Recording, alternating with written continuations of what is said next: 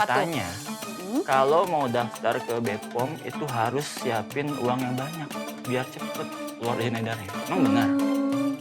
Pernah denger sih dan emang pernah santer juga di masyarakat. Jadi tidak semata-mata kita meningkatkan potensi ekonomi tumbuh gitu dengan memberikan keleluasan pada pelaku usaha, tapi juga harus terjamin kesehatan masyarakat, kan begitu. Misalnya pelayanan kita seperti apa? Berapa lama kita menyelesaikan pelayanan ini? Di state, di masyarakat, di pemohon layanan. Berapa tarifnya? Di state. Gratis bilang gratis, bayar bilang bayar. Nah, jika transparan, maka tidak ada celah untuk biasanya calok masuk. Calok masuk nih. Nah, bisa saya bantu? Ini yang begini-begini nih. Iya.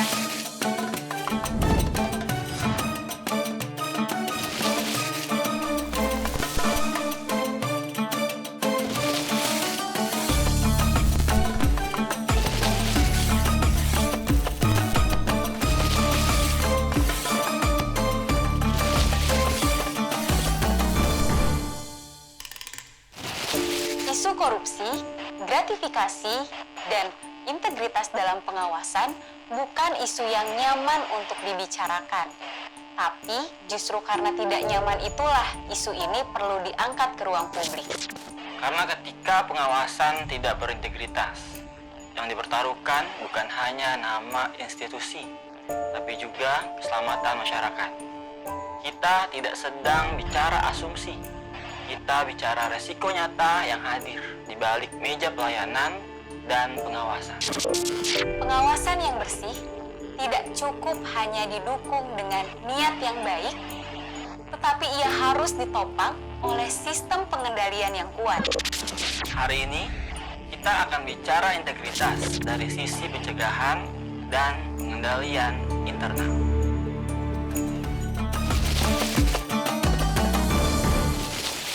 Halo sahabat BPOM, ketemu lagi di podcast Kata BPOM, kanal terpercaya yang mengupas tuntas semua informasi obat dan makanan. Bersama saya Zia dan rekan saya Zain, masih ingat kan? Daripada katanya, kata dia, kata mereka, mending pastikan Kata BPOM. Nah Zen, tadi kita udah bilang nih tentang korupsi, gratifikasi, dan integritas dalam pengawasan. Hari ini kita mau bahas itu ya? Iya dong, memang agak berat sih.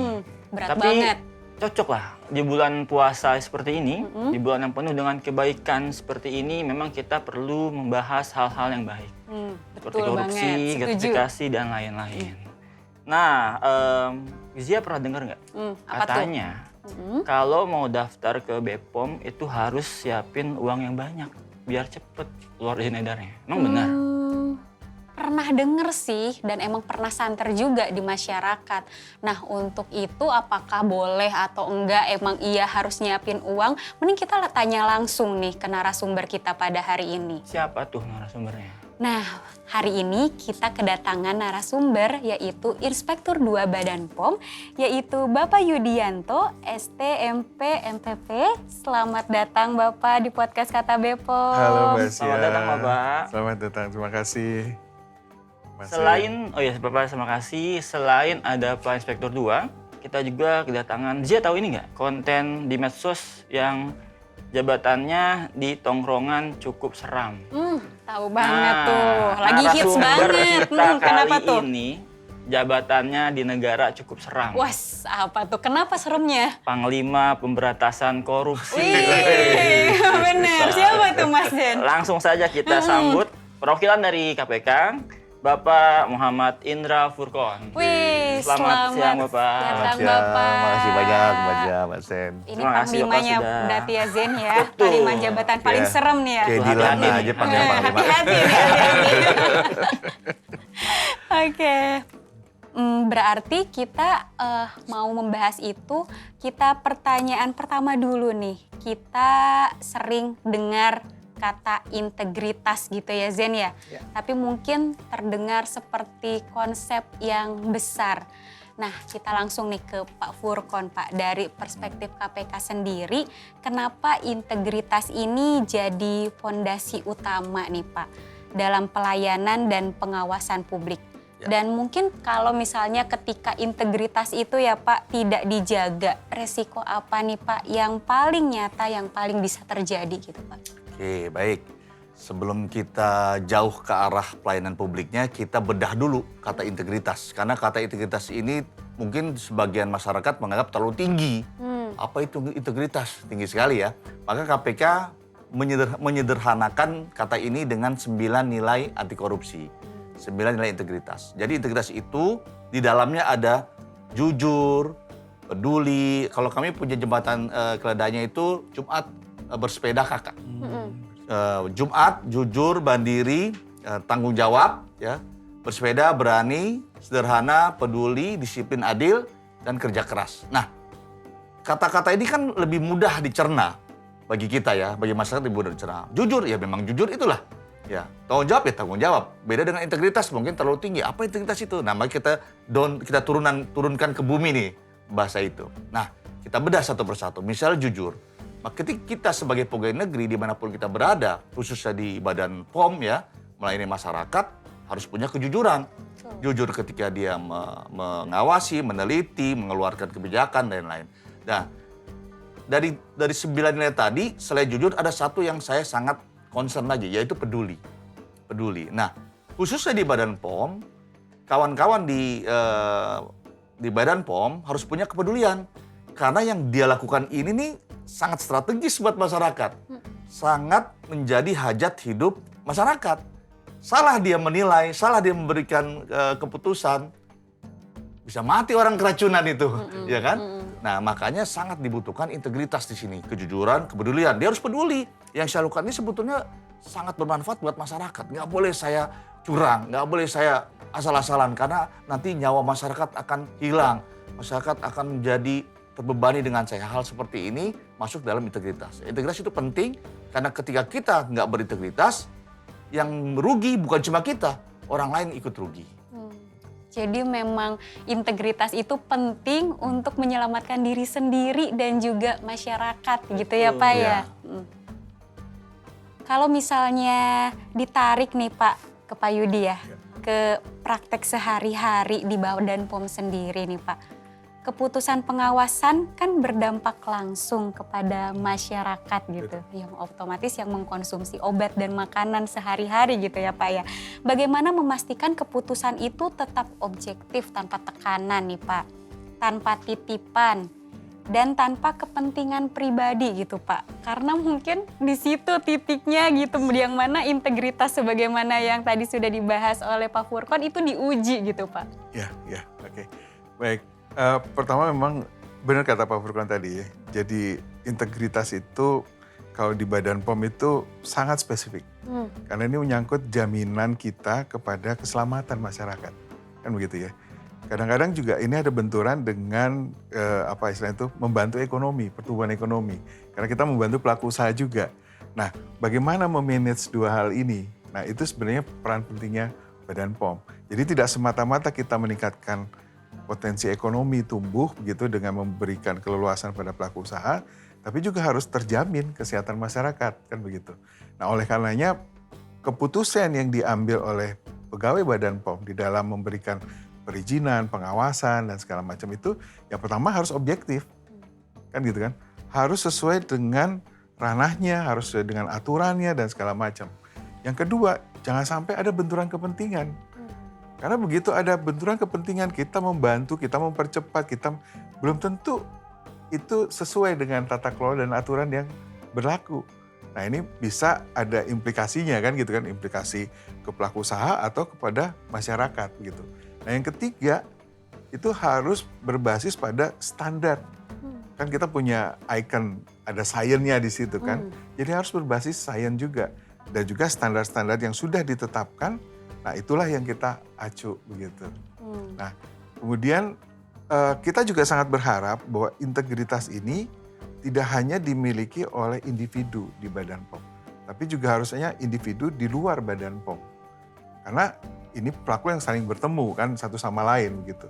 Nah, disinilah peran kita menumbuhkan yang namanya budaya integritas. Kita punya nih pelang masuk ke Badan POM kan gitu ya.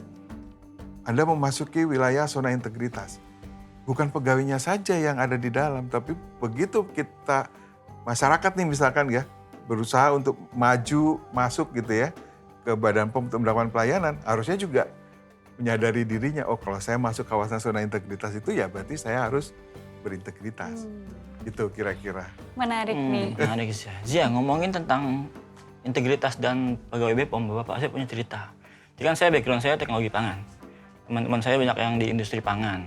Nah sering banget tuh teman-teman saya bilang ke saya, Zen, pegawai BPOM tuh di antara yang lain, pegawai BPOM itu kerjanya paling bener, terus paling ramah, dan paling bersih.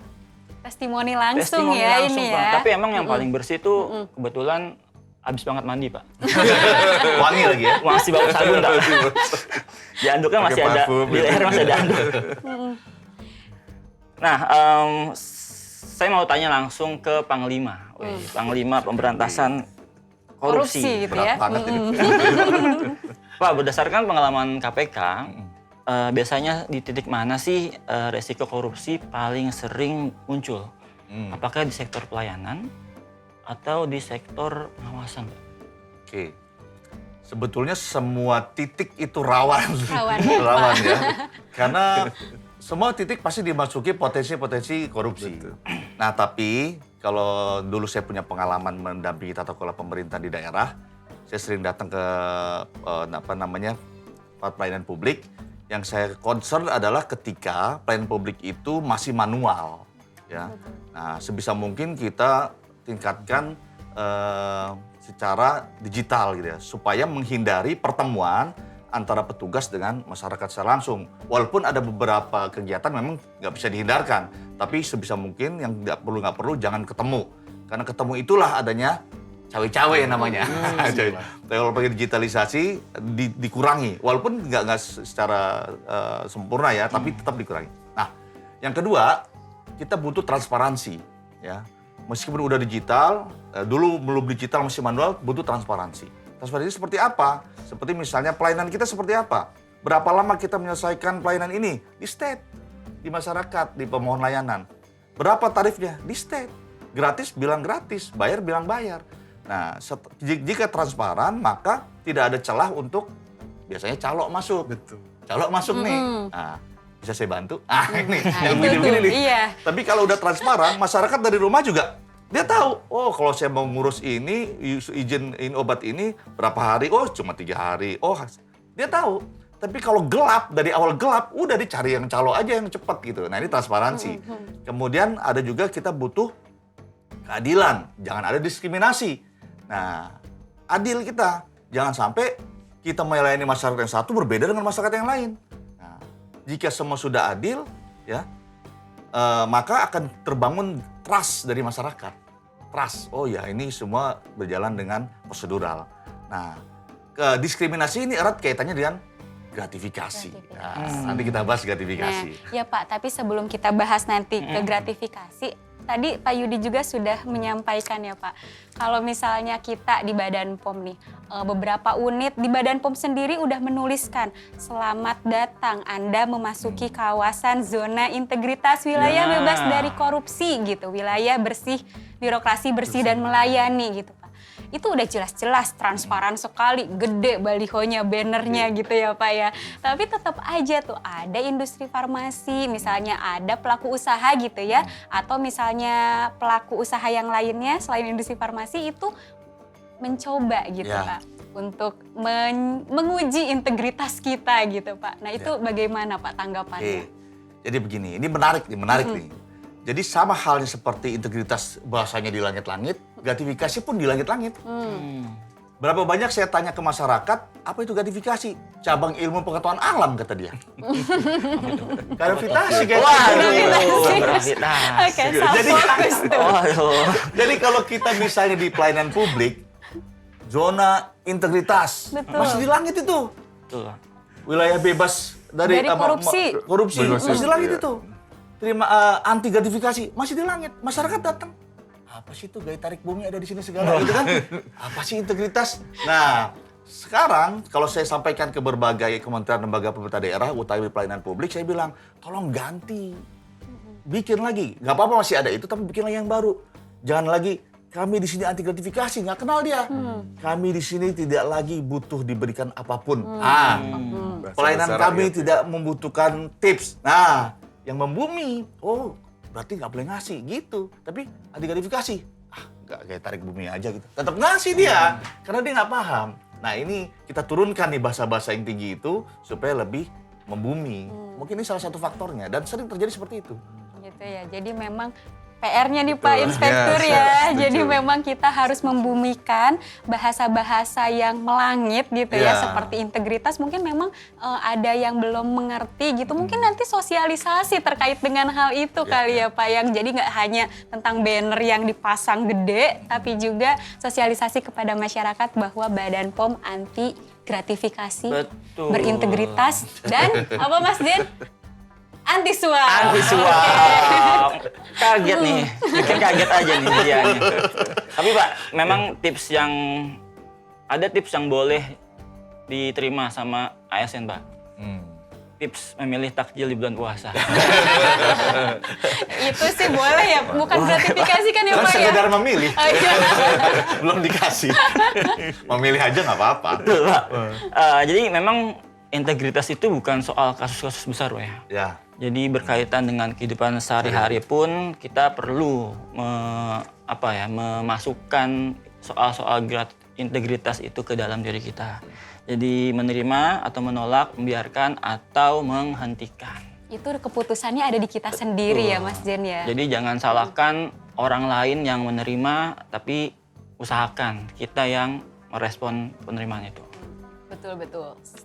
Bijak sekali Mas Jen ini. Bulan puasa. Nah, kita lanjut nih ke Mas Jen. Mas Jen terkait dengan gratifikasi kepada Pak Furkon nih Pak. Kadang itu publik menganggap bahwa gratifikasi itu hal yang kecil Pak. Nah, atau sekedar mungkin basa-basi karena kita hubungan pertemanan misalnya, sebenarnya apa yang paling sering disalahpahami oleh masyarakat di luar sana tentang gratifikasi ini Pak? oke. Nah, gratifikasi memang sering kita anggap kecil ya. Tapi kalau kata anak Jakarta Selatan, damage-nya tuh nggak ngotak. Jakarta Selatan. Magical atau physical Jackson Pak? Pride. Jackson Pride ya. Right. Damage-nya nggak ngotak dia itu. Jadi begini, saya mau ambil dari perspektif teori anti korupsi namanya fraud triangle. Ya udah umum lah ya. Pertama adalah tekanan. Kenapa orang terima gratifikasi? Biasanya tekanan. Tekanan dari dalam maupun dari luar. Dari dalam misalnya seseorang nggak puas dengan apa yang dia punya. Contoh saya misalnya HP saya ini orang KPK Redmi terus ini. 20 tahun Redmi aja. Waduh, saya pengen iPhone Pro Max 17 misalnya iya, begitu yang kan. terbaru ya, Pak, ya. Pengen tampil ya. Saya coba terima dari vendor gratifikasi. Jadi keinginan dari dalam. Kalau keinginan dari luar misalnya korupsi dari luar itu bisa ada hubungan atasan bawahan, superior misalnya. Misal di pegawai negeri biasanya tuh di umbi-umbian lah ya, umbi-umbian. Umbi-umbian lagi ngerjain apa gitu di sama atasannya. Kamu ngerjain apa? Udah, tambahin. Nah, itu ada tekanan dari luar ya. Nah, relate lah ya. Relate. Nah, kemudian yang kedua, dia ada opportunity. Nah, opportunity sedikit membahas tadi tuh yang dianggap kecil. Misalnya kadang-kadang masyarakat datang ke kita tuh membawa makanan. Kecil dong, makanan aja kenapa diributin ya. Nah, ini opportunity. Kalau kita sekarang pegawai negerinya, petugasnya masih ada di level yang rendah di bawah, ya dikasihnya gorengan. Kalau kita nanti meningkat lagi level kita, misal kita eselon 3, eselon 2, eselon 1, udah bukan gorengan lagi. Gerobak-gerobak gorengannya dikasih ke kita langsung itu. Nah, artinya jangan dianggap sepele ya. Nah, ini dari sisi opportunity. Nah, yang ketiga, ini relate dengan pertanyaan tadi, pembenaran, rasionalisasi. Nah, di dalam penjelasan gratifikasi Undang-Undang Tipikor, gratifikasi itu luas. Bisa berupa uang, barang, pinjaman tanpa bunga, pengobatan cuma-cuma, tiket perjalanan wisata, bahkan seblak satu piring, cilok satu bungkus, bala-bala. Semua gratifikasi jika berhubungan jabatan kita. Di dalam penjelasan itu tidak ada pengecualian. Kalau ada pengecualian, saya berhenti ngomong ini. Misalnya, Pak, ada Pak, kalau donat rasa coklat boleh Pak? Nggak ada. Gorengan Pak yang ada bumbunya, nggak ada. Semua itu gratifikasi, ini harus kita paham. Semua gratifikasi jika berhubungan dengan jabatan kita. Tapi jangan salah sangka juga. Jangan gara-gara itu, oh Pak, besok saya terima donat dari vendor di OTT dong. Enggak juga, tapi saya banyak kerjaan lain. Ngurusin donat gitu ya. Artinya apa? Lagi-lagi ke integritas.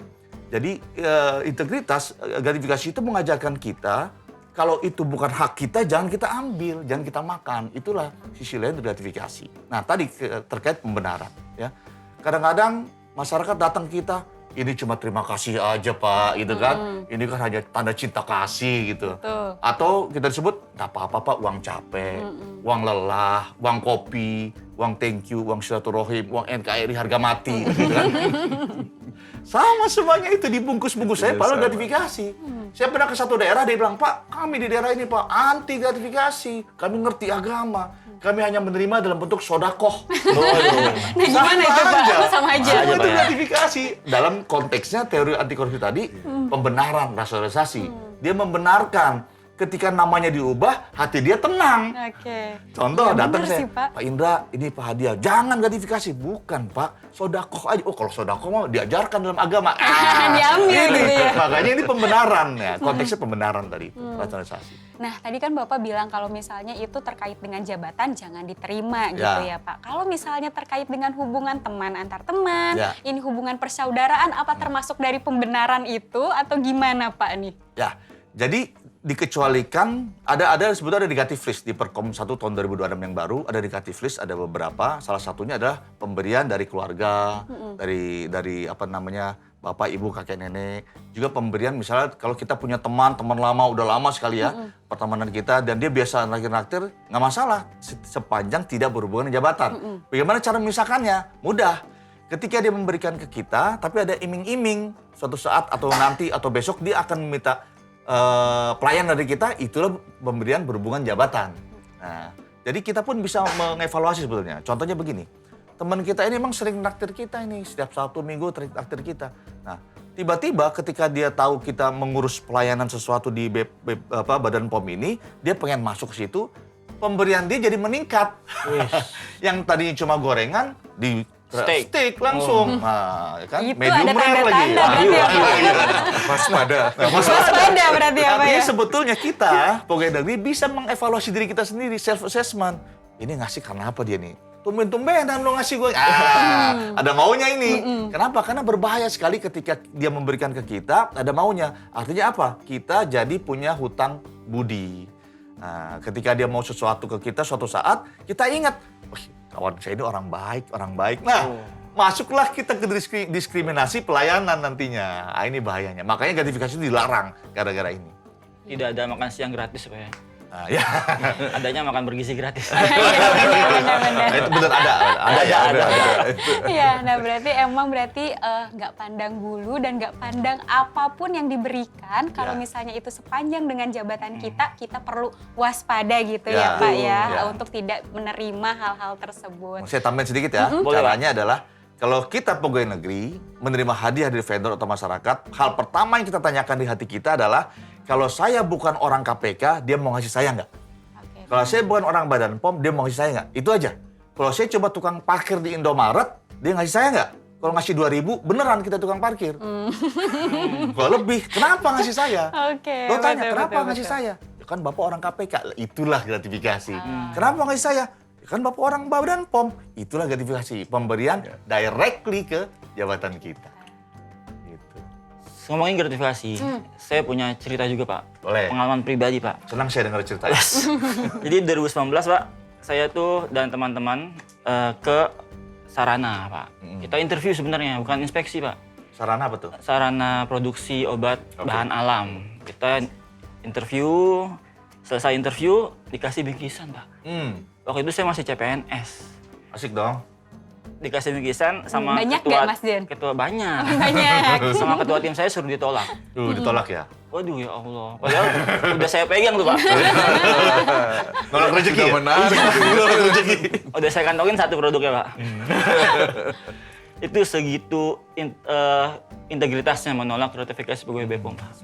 Saya mau nanya ke Pak Inspektur 2. Ngomongin tentang gratifikasi Pak. Sebetulnya di mana batas antara gratifikasi, konflik kepentingan, dan korupsi? Dan apa contoh yang sering ditemukan Pak di BPOM gratifikasi, yang sering dilaporkan? Silakan Pak. Oke.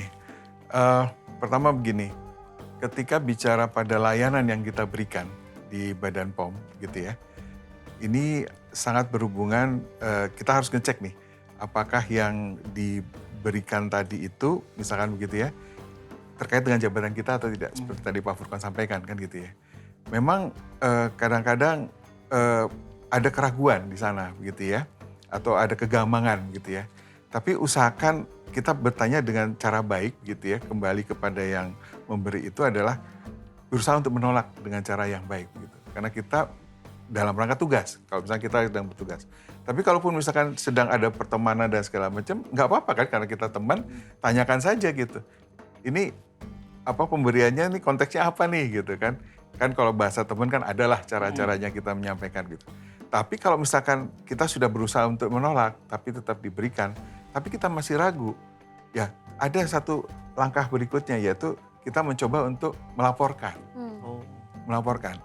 Jadi itu dibuka kemungkinan juga kalau misalnya kita ragu gitu atau misalkan tahu-tahu barangnya sudah di rumah nih kan gitu kan. Kita nggak tahu siapa yang ngirim ataupun kita tahu siapa yang ngirim tapi kita mau mengembalikan juga mereka masih menolak dan segala macam, ragu ya sudah kita laporkan. Nanti biar di assessment atau dinilai oleh pimpinan dan juga oleh KPK. Apakah ini terkait dengan jabatan kita atau tidak. Kontekstualnya sampaikan saja di situ bahwa kita menerima dalam konteks ini, acara ini dan segala macam. Nanti akan dinilai. Kalau memang itu berupa barang nanti ada mekanismenya. Kalau dalam berupa makanan juga nanti ada mekanismenya. Bagaimana caranya kita harus mengembalikan kalau itu harus kembali. Kalaupun misalkan itu boleh diterima, berapa yang bisa diterima dan segala macam, itu pasti nanti ada aturan-aturan yang disampaikan dalam pelaporan tadi. Martabak satu kotak pun dilaporkan, Pak. Dilaporkan. Karena Sekecil kalau kita apapun ya. gampang gitu ya. Kalau tadi kecuali misalnya yang dikirim, yang ngasih adalah saudara kita atau ayah atau adik gitu kan, ya terima. Tetangga pun misalkan kalau kita memberikan, suka ada tuh yang memberikan antar tetangga gitu ya, ngasih kita makanan misalnya begitu. Kalau dalam kontekstual misalnya silaturahmi dan segala macam, sah-sah saja, nggak ada masalah. Tapi kalau kita tahu biasanya dia nggak pernah ngasih, tapi tahu Tiba-tiba itu ngasih gitu ya, dan Pak, itu ada setiap apa hari nih? gitu kan. Nah, Dalam ini itu. wajib Tanda waspada tanya gitu, gitu tanda ya, Pak. tanya. Mm-mm. Kita wajib nanya juga, ini kontekstualnya memberikan dalam bentuk apa konteksnya apa nih gitu kan. Kalau lagi hajatan, setiap hari hajatan ya nggak apa-apa, kita terima aja gitu. Mungkin itu kira-kira. Tapi kalau kita masih ragu nih dengan gitu, tapi ragu ini nanti takutnya menyangkut jabatan gitu kan, ya sudah laporkan saja. Jadi kita harus banyak-banyak juga bertanya-tanya nih. Ini dalam rangka apa nih dia ngasih-ngasih kok tiba-tiba gitu, Mas Dian ya? Berarti pegawai yang paling aman itu pegawai Badan Intelijen Negara. Kenapa tuh? Nggak mungkin dong dia ngaku tetangga Intel. Betul nggak, Pak? Iya, benar, Jadi kalau benar, ketika orang benar. ngasih tuh nggak mungkin karena jabatan. Iya. Nah, Pak Yudi nih, ngomong-ngomong tentang tadi gratifikasi dan lain sebagainya, Badan POM ini di luaran sana banyak komentar dari netizen gitu ya Pak. Kalau misalnya mau cepat prosesnya di Badan POM itu harus siapin uang sekian gitu kan Pak. Namanya uang pelicin atau apa, pasti gampang tuh jalannya gitu kan Pak. Wah, Itu ini. banyak banget tuh yang berkata seperti itu. Dari kacamata Badan POM sendiri, bagaimana melihat anggapan seperti itu, Pak? Ya, pertama begini, persepsi ini memang harus kita upayakan untuk secara reguler nanti kita harus rubah atau kita ubah lah persepsi itu. Biasanya kadang-kadang persepsi ini muncul karena memang bukan dari pelaku usahanya atau bukan dari kitanya misalnya gitu, tapi dari pihak ketiga yang dimanfaatkan oleh pelaku usaha misalnya gitu kan. Karena tadi misalkan ada calo dan segala macam. Kita sudah mempunyai layanan yang sistemnya terbuka. Tadi disampaikan digitalisasi. Seperti apa inovasi teman-teman di Badan POM kan terkait dengan digitalisasi itu sudah saya sendiri akui itu udah cukup sangat bagus lah gitu ya. Nah, kita juga punya aturan bahwa pungutan-pungutan liar ataupun istilahnya tuh tips aja itu sebenarnya udah ditolak kan begitu. Sudah tidak diperkenankan lagi, ada biaya di luar ketentuan yang sudah ada. Dan di setiap layanan publik kita kan sudah menyantumkan tuh. Baik itu di aplikasi gitu ya, sudah ada tuh kalau mau ngurus ini tarifnya sekian. Kalau mau ngurus ini tarifnya sekian. Bahkan layanan publik kan sudah jelas juga, tarif-tarifnya sudah disampaikan. Nah, yang perlu dilakukan adalah menyosialisasikan ini kepada masyarakat atau pelaku usaha tadi, bahwa silakan datang mengurus itu sendiri, gitu. Karena dengan mengurus sendiri jauh lebih murah, jauh lebih mudah, begitu ya. Dan kita tahu prosedurnya harusnya apa, begitu. Nah, kadang-kadang nih kalau menggunakan pihak ketiga, nah di sini miskomunikasinya antara pelaku dengan kita yang memberikan pelayanan. Bisa jadi di tengah ini yang mau malas-malasi kan gitu kan. Wah Pak, kayaknya pihak Badan POM minta ini, butuh ini, butuh ini. Padahal buat kepentingannya yang di tengah ini Malah gitu fitnah kan. jadinya ya. Iya, jadi fitnah gitu. Nah, lebih bagus kita juga menyarankan nih. Saya berharap nih teman-teman masyarakat umum, pelaku usaha gitu ya, datang saja langsung menerima pelayanan. Mau itu ada butuh memang ketemu muka, silakan ada layanan publik kita di Badan POM ini. Atau mau lewat aplikasi, silakan. Kalau mau bertanya juga sudah ada media-media kita untuk membuka saluran komunikasi kan. Mau nanya apa, itu ada fasilitas yang sudah kita. Bahkan customer service kita di situ kan sudah mendapatkan penghargaan bagus kan, di situ sudah memberikan pelayanan kan. Jadi saya kira nggak usah ragu lah. Semua kita berikan. Nah, tidak ada di Badan POM ini spesialisasi jalur khusus, itu tidak ada. Nggak ada ya Pak ya, Tidak udah ada. bisa Sudah dipastikan ya Pak ya, tidak nggak ada ada, jalur tidak khusus, ada jalur pertemanan, khusus. saudara Tidak. gitu kan, sesuai Justru dengan... kalau nanti ada yang pegawai kita yang melakukan membuka jalur seperti itu pasti kami akan turun. Ditindak ya. Diapain tuh? Tindak ya? Betul. Diapain tuh Pak? Hah? Diapain? Ya ada prosedurnya Ada nanti. prosedurnya. Ya. Makanya kami juga membutuhkan dukungan nih dari semua stakeholder, masyarakat. Kalau memang melihat dan mendengarkan hal seperti itu, mengetahuilah begitu ya, buatkan aja laporan pengaduan gitu. Kan bisa melalui layanan pengaduan, bisa melalui kontak center, bisa melalui, kalau di kami ada namanya Sang Integritas di Inspektorat itu. Kita buka layanan pengaduan khusus. Bagus tuh layanan Menarik pengaduan. nih. Gitu. Nah, sahabat BPOM, jadi jangan cuman koar-koar aja di sosial media. Kalau Badan POM itu punya jalur khusus yang bisa dibayar untuk percepatan. Tapi langsung laporkan aja kalau menemukan praktik tersebut. Seperti itu ya Pak ya? Ya. Betul. mantap Disertai tuh. dengan bukti-bukti tentunya Disertai ya. dengan buktinya. Nanti Apa, pasti akan betul. ditindakan ya Iya, Pak ya? nanti kan Betul. akan ada. Nah, kalau dari segi kacamata KPK nih, tadi kan perspektif Badan POM seperti itu tentang uang pelicin gitu ya. Ya. Kalau dari KPK sendiri tanggapannya seperti apa Pak? Baik, uang pelicin itu sama aja suap sebetulnya. Ketika dia memberikan sesuatu, berharap ada kemudahan, berharap ada percepatan. Jadi gini, saya ingin memberikan perspektif perbedaan antara gratifikasi, suap, dan pemerasan yang banyak disamarkan oleh masyarakat dan pegawai negeri kita. Kalau suap, dia ada meeting of mind, ada transaksional. Jadi kalau di Badan POM misalnya, tolonglah dipercepat, saya mau butuh cepat ini, saya akan kasih hadiah nih. Nah, dia diberi sesuatu dengan dia harus melakukan sesuatu untuk masyarakat, itu suap. Nah, kalau gratifikasi nggak perlu ngapa-ngapain, makanya banyak pembenaran oleh pegawai negeri kita menerima gratifikasi karena dianggap dia kan nggak ngelawan sesuatu.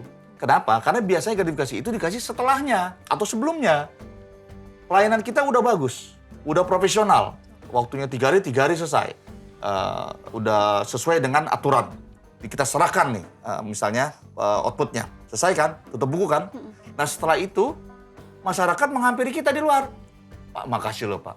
Saya udah dibantu. gitu ya Pak? Ini Pak, hadiah Pak. Kan nggak ada kewenangan saya lagi. Biasanya pegawai negeri melakukan pembenaran.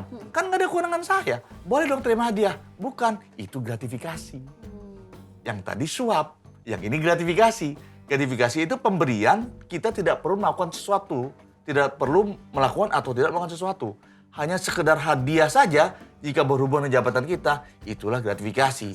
Yang ketiga pemerasan. Kalau mau saya urus cepat, bayar. Kalau enggak saya nggak mau urus. Nah ini pemerasan.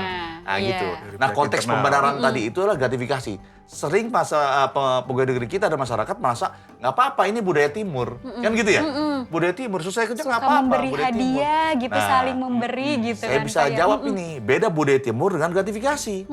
Kalau budaya timur itu pemberiannya itu tidak melihat latar belakang seseorang. Contoh misalnya, di rumah saya sering memberikan, ibu saya sering masak terkait lebaran ya. Saya bawain opor, apa segala macam ke tetangga. Saya nggak lihat ini pegawai negeri mana, pangkatnya apa, golongan apa, enggak. Ngasih, nggak ada latar belakang suku, agama, ras, enggak. Tapi ketika pemberian itu, misalnya kawan-kawan turun dari motor mobil di Badan POM ini. Vendor datang, diizin Pak nih dari bos saya Pak. Itu bukan budaya timur, itu gratifikasi. Ya. Kalau masalahnya apa? Kalau budaya timur itu pemberiannya tuh lu tidak melihat jabatan. Tapi ketika datang ke kita, kok ngasih saya? Ya kan Bapak orang Badan POM. Itu directly jabatan tadi ya. Nah, saya kasih contoh lagi budaya timur. Misalnya, saya mau ke Semarang, naik kereta Sembrani, ya, dari Gambir. Dan seatnya 2 nih, saya duduk di sini. Datang orang baru di sebelah saya, ngobrol lah kita, 4 jam ngobrol. Terus datang lagi petugas nawarin makanan, nasi hangat ya, nasi hangat 2, nah, makan kita ya, kopi makan. Nah ketika saya mau bayar, orang sebelah saya yang ngajak ngobrol tadi, ngebayarin, nggak saya yang bayarin. Gratifikasi bukan? Bukan, makan aja. Orang dia nggak kenal saya, kecuali ketika dia datang mau duduk, saya langsung perkenalkan diri. Saya Panglima tempur di, iya. di KPK. Kira-kira masih dikasih nasi hangat nggak tuh? Satu gerobak-gerobak dikasih ke saya. Nah, artinya beda antara budaya timur dengan gratifikasi. Ayo Pak, kalau misalnya nih, tadi kan yang Pak Yudi udah sampaikan, kalau misalnya SOP-nya jelas, cara pendaftaran mau daftar tuh jelas tuh apa. Terus misalnya ada pelaku usaha, oh ya udahlah, nggak usah ke pegawainya yang itu yang di belakang di gedung pelayanan publiknya, nggak usah, itu susah pasti karena udah sesuai dengan aturan. Tiba-tiba dia datanglah kepada pimpinannya gitu. Nah, bagaimana Pak kalau misalnya seperti itu? Datang mau ngapain? Silaturahmi atau ngapain? Silaturahmi adalah Itu tempat misalnya konsultasi. seperti itu. Iya, Bukan itu di BPOM kan? bagaimana? Bukan di BPOM kan? Iya bukan, ini kan secara umum gitu kan. Maksudnya tuh kayak kalau misalnya ada seperti itu gimana Pak? Biasanya ruangan pimpinan itu steril. Steril ya? Ya, saya yakin dia nggak akan boleh masuk. Saya Bikin izin gitu misalnya, izin temu gitu. izin temu pasti ada prosedurnya di dalam instansi itu. Buat apa mau ngapain? Contoh saya tadi datang di depannya. Datang, Bapak mau kemana? Buku tamunya apa? Jelas pasti ada filter di situ, ya. Saya yakin itu secara mekanisme sistem tidak akan terjadi. Tapi kalau terjadi itu namanya oknum. Ada oknum ya, ada gitu ya Pak ya. Nah kalau terjadi oknum seperti itu ya tergantung. Apa hanya sekedar ngobrol atau dia ingin mempengaruhi keputusan pimpinannya. Kalau pimpinan terpengaruh keputusannya karena apa? Nah tadi kan ada bisa conflict of interest. Apalagi kalau ada sesuatu yang mengalir. Uang yang mengalir, barang yang mengalir. Jatuhnya itu jadi suap. Kalau emang dia melakukan itu. Nah. Dan Badan POM akan menindak tegas juga Oh ya iya, Pak, tidak pasti. bermandang bulu gitu, entah itu pimpinan ataupun misalnya bawahan yang melakukan pelayanan publik Ya, gitu ya Pak betul, ya. Gimana betul. tanggapan Bapak? Semua Ya Pak? kita akan handle.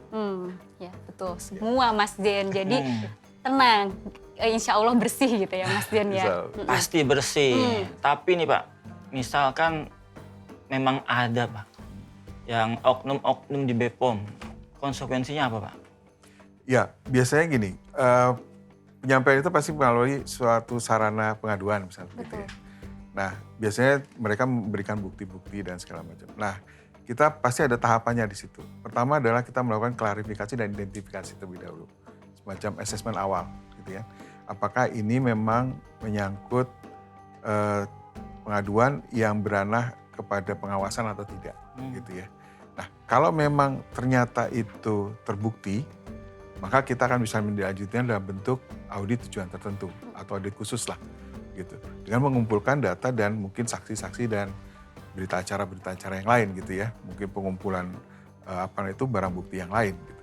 Nah, kalau memang ternyata nanti terbukti benar begitu ya, maka akan ada sanksi disiplin. Nah, itu kan kita punya aturan PP yang mengatur tentang disiplin kode etik kan gitu ya, tentang pegawai negeri sipil atau ASN. Nah, bahkan kalau menyangkut masalah fraud, bisa aja kita nanti kerjasama dengan APH. Seperti itu. Jadi memang sudah ada prosedurnya. Prosedurnya jelas ya Pak ya, terkait dengan pelaporan dan penindakannya terhadap kalau misalnya ada oknum yang diduga melakukan praktek-praktek tersebut. Berarti maksimal Pak, penjara Pak ya? Hukumannya? Ya, bisa jadi ke arah situ.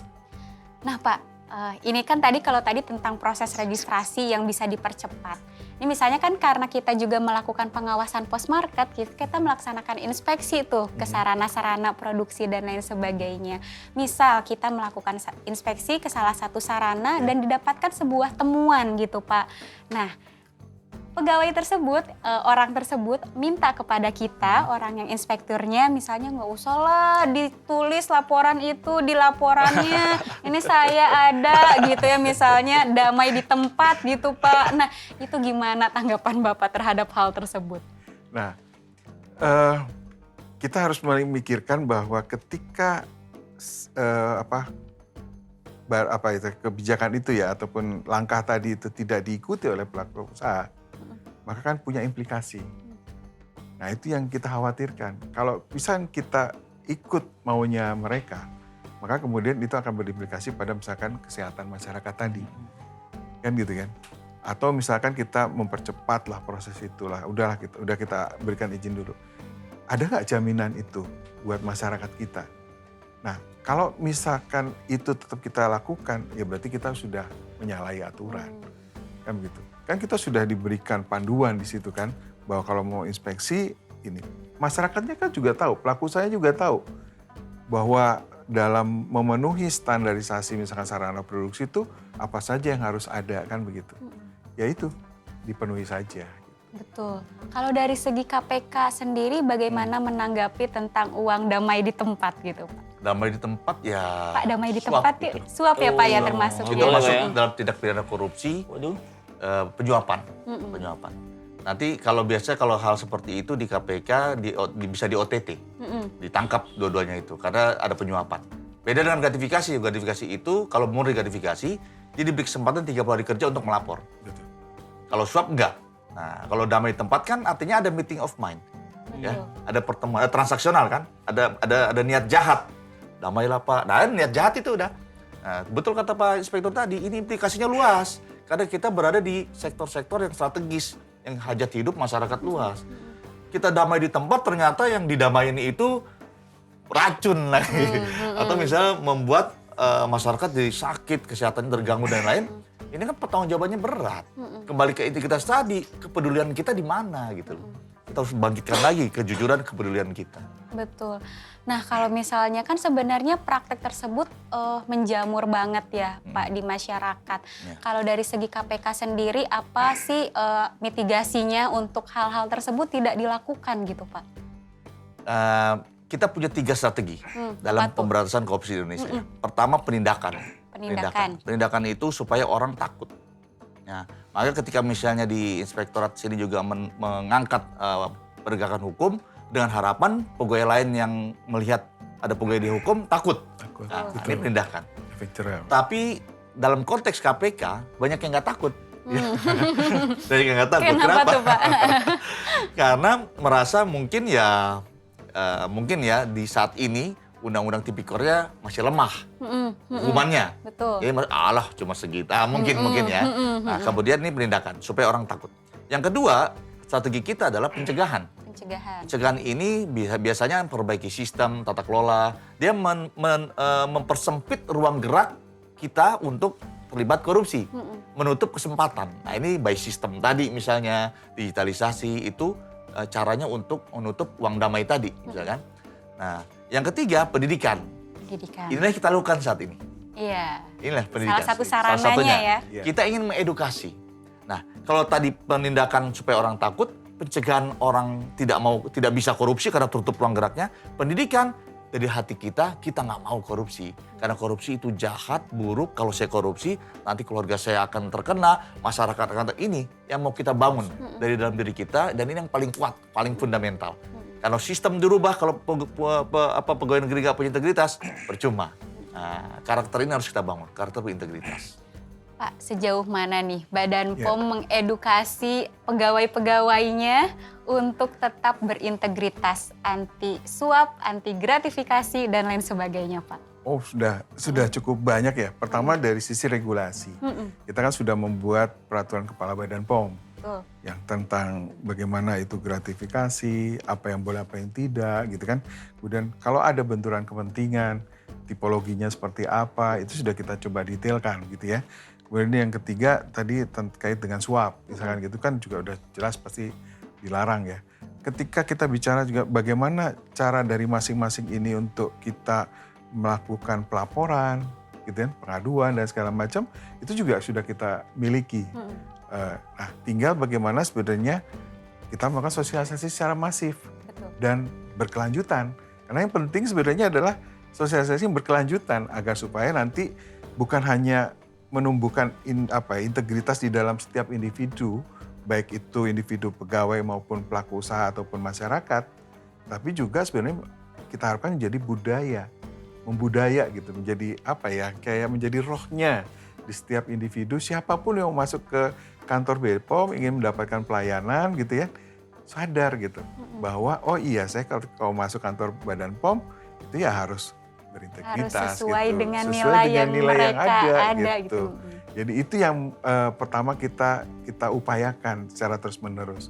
Nah, kita banyak sekali mekanisme yang kita bangun. Bahkan kami pun sekarang di Inspektorat sudah mulai turun nih untuk bisa mengingatkan kepada teman-teman di masyarakat gitu. Melalui sosialisasi seperti ini gitu ya. Melalui juga sosialisasi langsung ketika teman-teman misalkan di daerah gitu ya melakukan sosialisasi kepada pelaku usaha, kita titipkan tuh pesan-pesan tentang tadi gitu ya. Bagaimana menghindari gratifikasi, apa itu benturan kepentingan. Walaupun mesti kadang-kadang istilahnya menakutkan gitu, tapi ya harus kita sampaikan gitu. Dan ini kan adalah upaya kita untuk menumbuhkan budaya integritas tadi. Menarik gitu. deh. Jadi memang kita Badan POM selalu senantiasa mensounding kepada pegawainya untuk tetap menjunjung nilai integritas, nilai-nilai Badan POM, dan salah satunya anti gratifikasi suap dan lain sebagainya, anti korupsi. Kalau tanggapan Bapak terhadap misalnya hal seperti itu nih Pak, harus dilakukan secara masif, kolaborasi dengan antar KL gitu ya, antara kementerian lembaga itu perlu ya Pak ya, maksudnya tuh untuk menumbuhkan tadi budaya gitu ya, budaya seperti itu anti korupsi. Gimana Pak? Perlu, makanya kehadiran saya di sini saya sambut bahagia sekali. Ya. Kalau orang-orang Badan POM bahagia saya datang, saya 1000 kali lebih bahagia dari Kenapa? Karena kita butuh kolaborasi ini. Kita butuh kerjasama, kolaborasi, karena pemegang tahta integritas itu bukan KPK. Bukan. KPK jangan dianggap orang KPK itu malaikat semua. Bukan. Kita semua bisa. Makanya kita perlu berkolaborasi. Apalagi dalam upaya-upaya yang baik seperti ini ya.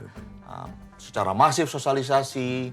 Dan ini upaya masif juga sebetulnya kan. Dengan dialog ini, podcast ini bisa diakses oleh masyarakat luas gitu ya.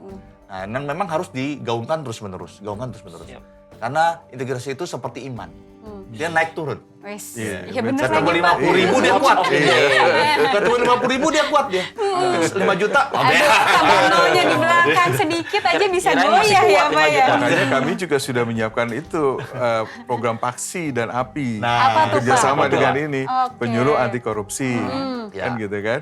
Dan ahli pembangun Ahli integritas. pembangun integritas gitu.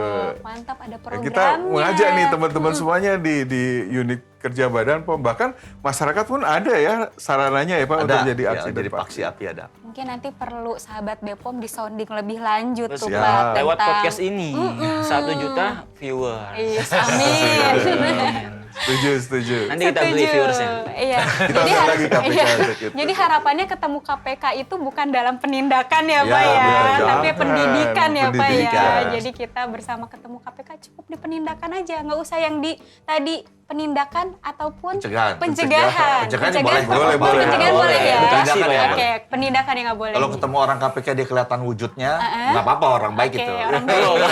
Begitu nggak kelihatan, atas nama hukum, gitu. Itu yang bahaya. Iya betul. Oke Rizya, dari obrolan kali ini saya jadi tahu tuh kalau memang integritas itu bukan hanya soal aturan Pak, juga bukan soal obrolan di langit-langit, tapi memang soal pemilihan atau memilih sesuatu yang benar di keseharian kita. Terakhir Pak, sebelum ditutup, Bapak Panglima nih, Panglima Pemberantasan Korupsi punya pesan nggak Pak untuk institusi seperti BPOM atau mungkin untuk personil BPOM di dalamnya Pak?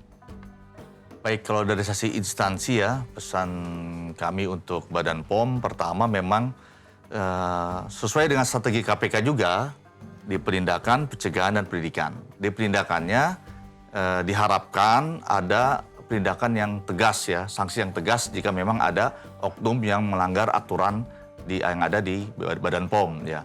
Jadi perlu juga didukung dengan kode etik yang kuat juga, peraturan kuat. Jadi tanpa pandang bulu, zero tolerance, semua harus diberikan sanksi jika memang melanggar.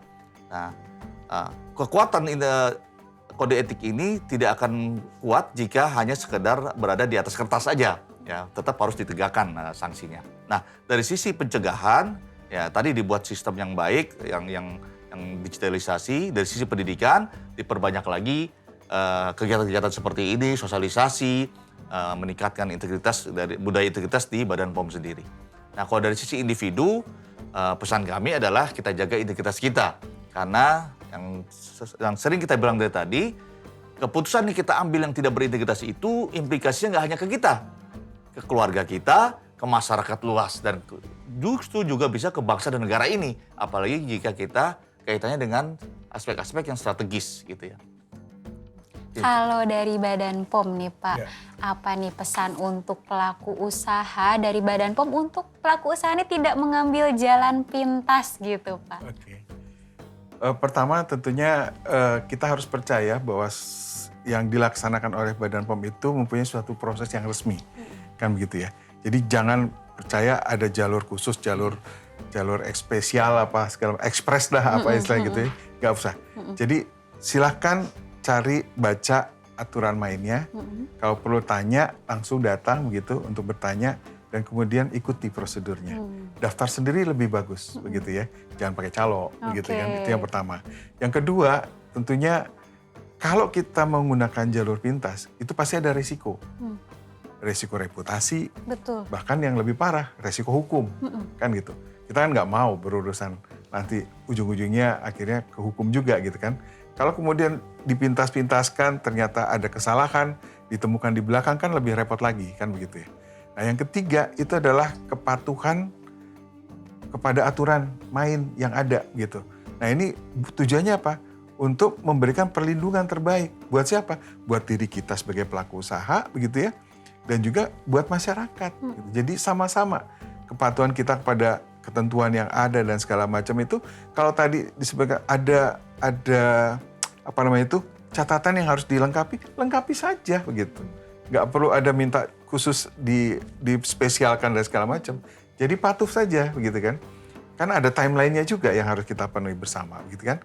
Kemudian kalaupun nanti ada kasus ataupun ada upaya-upaya penyuapan ataupun istilahnya permintaan ataupun tadi ya istilahnya tuh istilahnya permohonan dari pelaku ataupun bukan pelaku, lebih kepada misalnya pegawai Badan POM yang meminta sesuatu, imbalan dan segala macam, ya laporkan melalui kanal resmi gitu. Betul. Itu aja yang kita harapkan. Mudah-mudahan pelaku usaha mau ya untuk melakukan. Jadi jangan hanya sekedar ngomong di medsos, Betul. tapi kalau memang ada, buktikan, sampaikan. Iya. Kita akan menindaklanjuti. Jelas sekali ya. Ada pertanyaan lagi tuh ya buat bapak-bapak sekalian ini. Jadi jika ditarik pesan bersama nih, apa hal penting yang perlu diingat terkait integritas di pelayanan publik Bapak? Menurut Bapak dan menurut Pak Yudi juga. Baik, dari saya dulu ya. Ya. Kalau dari saya begini, jadi memang beban ini tidak hanya di pegawai negeri, beban ini tidak hanya di Badan POM, juga di masyarakat, pelaku Betul. usaha ya. Karena kalau kata pakar mengatakan korupsi ini it takes two to tango, ya dua arah ya. Jadi pegawai di Badan POM jangan coba-coba untuk menerima sesuatu gratifikasi atau memaksa Minta. sesuatu pemerasan atau kong kali kong atau cawe-cawe transaksional menerima suap. Nah, masyarakat jangan coba-coba menguji integritas pegawai di Badan POM Betul. gitu. Jangan coba-coba. Jangan coba-coba ya, jangan coba menguji ya. Sama-sama punya iman ini. jangan uji imannya ya. Untung-untungan kali Pak. Jangan ya. Dan kalaupun datang mendapatkan pelayanan publik di Badan POM, nggak perlu ngasih apa-apa, ya. Kalau dilayani emang tugas kita. Tugas kita Badan bekerja POM. melayani masyarakat, melayani pelaku usaha sepenuh hati. Tugas kita. Nggak perlu diberi hadiah, nggak usah terima hadiah. Itu namanya gratifikasi. Gratifikasi. Kayak perlu dipasang deh, no tipping. Kita Kalau bilang ke Pak dari Ses. Bapak Yudi gimana Pak tanggapannya terhadap hal tersebut? Ya, pertama jelas ketika layanan yang diberikan oleh Badan POM itu adalah layanan yang sudah sesuai dengan ketentuan. Kalaupun ada biaya yang dibutuhkan, itu sudah tertera di situ berapa biayanya. Tidak ada biaya-biaya tambahan atas pelayanan yang diberikan oleh Badan POM, kan gitu. Itu yang pertama. Nah, kedua, ya tidak ada istilah jalan pintas. Jalan cepat, jalur cepat, ekspres dan segala macam itu tidak ada gitu ya. Jadi kita tekankanlah sama pelaku usaha maupun kita para pegawai, jangan membuat jalur-jalur spesial gitu. Atau istilahnya tuh karena kedekatan dengan teman dan segala macam itu hindari gitu ya. Jadi kita lakukan sesuai dengan prosedur yang ada. Dan kemudian kita harus menjaga integritas itu menjadi kepentingan bersama gitu. Kenapa? Karena dalam menjaga tadi dua pihak kan begitu. Bukan hanya pihak Badan POM bisa berintegritas. Tapi kalau dirayu-rayu terus ya bisa diuji. Uji terus ya bisa juga nantinya. Namanya tadi keimanan kan, integritas kan sesuai dengan keimanan kadang-kadang naik turun kan begitu. Jadi kalau kita bilang integritas itu adalah ya harus kita jaga seumur hidup, bahasa kita begitu. Jadi itulah komitmen bersama kita. Gitu. Mungkin itu. Jadi perlu ditegaskan lagi nggak ada tuh jalur VIP, VVIP, Express ada. ataupun di Badan POM seperti itu. Nah kepada Bapak Furkon nih, tadi sempat disinggung soal lapor-melapor gitu ya. Mengapa keberanian melapor ini tuh sangat penting gitu ya untuk menjaga integritas sistem? Kembali ke nilai integritas tadi ya, ada jujur, peduli, tanggung jawab ya. Kita mencoba mengangkat nilai kepedulian masyarakat ya, bahwa ini ekosistem integritas ini milik bersama ya. Jangan hanya diam aja. Kalau kita melihat sesuatu yang salah kita laporkan, jangan hanya diam. Kenapa? Karena suatu saat mungkin akan menimpa kita juga itu ya.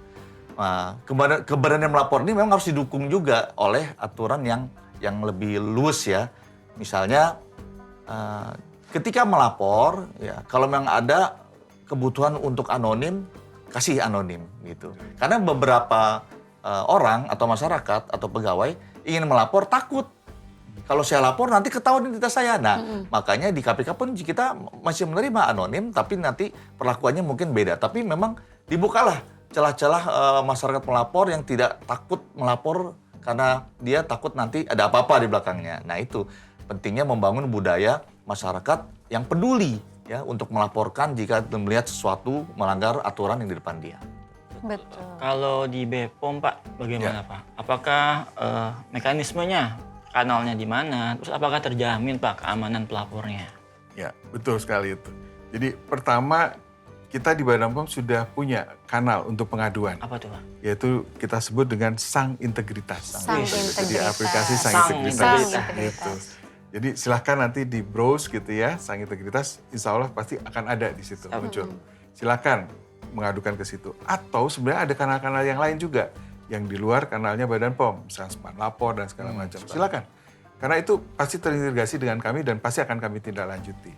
Nah, soal setiap laporan yang masuk tadi itu, di situ juga sesuai dengan ketentuan yang sudah kita atur di dalam keputusan Badan POM, peraturan Badan POM, bahwa siapapun yang mengadu itu dijamin kerahasiaannya, dijamin tidak ada intervensi yang akan diterima oleh yang bersangkutan. Gitu. Baik oleh istilahnya tuh atasannya ataupun bawahannya atau bukan bawahan, koleganya dan segala macam, itu kami jamin.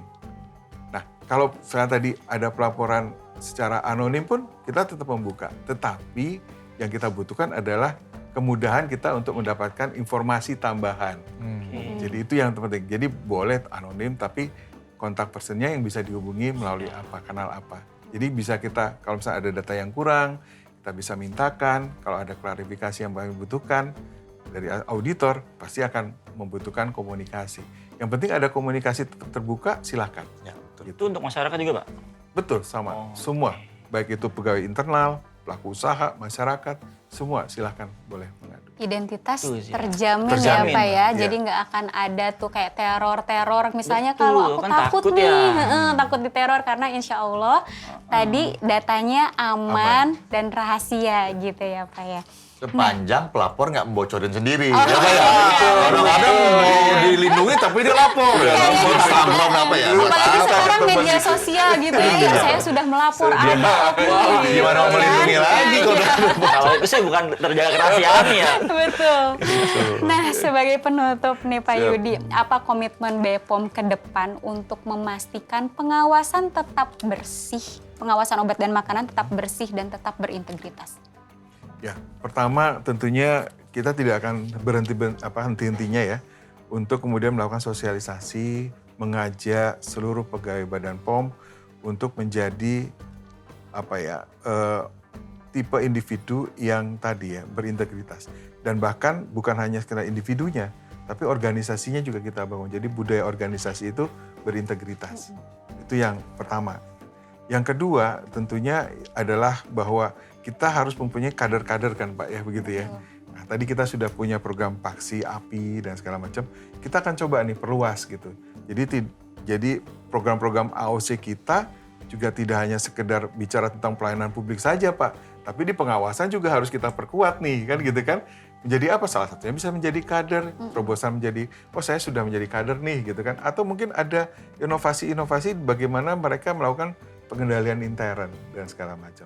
Nah, yang berikutnya itu adalah kita juga berusaha untuk mengingatkan kepada seluruh pegawai, bahkan bukan hanya pegawai Pak, keluarga pegawai Pak. Kita juga lakukan sosialisasi untuk sama-sama gitu ya. Kadang-kadang pegawainya kuat Pak, tapi dari bawah, dari keluarganya gitu ya. Wah saya butuh ini, akhirnya terpancing. Tadi karena ada tekanan misalnya dari gitu. Nah itu juga salah satu upaya kita untuk kemudian melakukan penguatan di sana begitu. Bersama dengan KPK tentunya Oh iya, tentunya ya kita Pak. selalu mengundang KPK. Jangan gitu. bosan-bosan ya Pak untuk selalu mendampingi Badan jangan-jangan POM malah bersama-sama Badan POM gitu yang ya. bosan ngundang saya. Tidak Pak. Wah seru banget hari ini Seru banget, pembahasannya seru Zen. banget. Nah, sahabat BPOM, integritas bukan hanya soal aturan, tapi keberanian memilih yang benar bahkan saat tidak ada yang melihat. Ya. Betul banget Zen. Nah, Pasti ada yang melihat. Betul. Nah, BPOM berkomitmen menjaga pengawasan yang bersih dan bersama KPK mengajak semua pihak untuk membangun ekosistem yang bebas dari korupsi. Jika menemukan praktik yang tidak sesuai, jangan ragu untuk menggunakan kanal resmi seperti yang sudah Pak Yudi sampaikan tadi kepada Badan POM karena suara publik adalah bagian dari pengawasan. Mungkin ada tambahan dari Pak Irta, Pak Yudi? Kalau dari saya mungkin kita perlu tegaskan ya bahwa sebenarnya sesuatu kalau kita bilang integritas tadi mungkin bahasa KPK tadi teman-teman Pak Furkon tadi dan kawan-kawan tadi bahwa ada 9 ataupun istilahnya itu karakteristik. Nah kalau saya simpel saja lah, jika kita mau mencoba berintegritas adalah cobalah lakukan sesuatu yang benar walaupun itu kita dalam posisi sendirian, tidak ada yang melihat. Kalau kita sudah berani melakukan sesuatu yang benar tanpa dilihat oleh orang, nah itu berarti kita sudah bisa menilai diri kita berintegritas. Sepakat. Dengar-dengar punya tagline Pak, Inspektorat Pak. Ya betul, itu tadi. Apa tagline apa? Yang pertama itu adalah, ini buat teman-teman yang selalu kami sampaikan ya, integritas itu adalah melakukan sesuatu yang benar walaupun tidak ada yang melihat. Itu benar, tidak mendengarkan. ada yang melihat. Ya. Yang kedua, biasakan yang benar, jangan membenarkan yang biasa. Biasakan yang benar, jangan membenarkan yang biasa.